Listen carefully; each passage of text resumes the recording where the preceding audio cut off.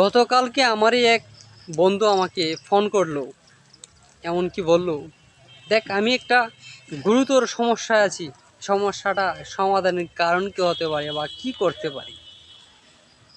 ও বলছে কোনো একজনের প্রতি অনেকটাই আমি আকৃষ্ট হয়ে পড়েছি, তার থেকে আমি দূরে সরে যেতে চাচ্ছি, কিন্তু আমি পারছি না।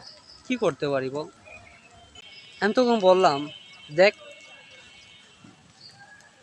যদি তোর ভোলারই ইচ্ছে থাকতো তাহলে আমার কাছে আসতি না, আর এসে তুই এই কথা বলতি না যে তাকে ভোলার মতো কোনো উপায় আছে কি।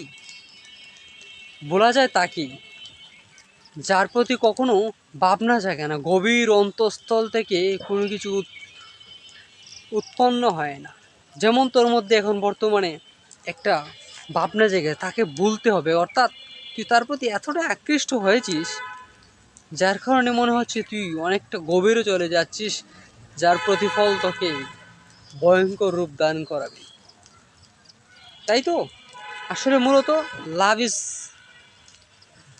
ভেরি হার্ড, যে এটাকে গ্রহণ করে নিতে পারে সহজ হয়ে দাঁড়ায়। আর লাভ কখনো সহজ হতেই পারে না, এটা সর্বদা এমনই পীড়াদায়ক হয়ে থাকে। তোমাকে পীড়া দেবে, মনে হবে যে আমি দূরে সরে যাই, কিন্তু দূরে সরা হবে না।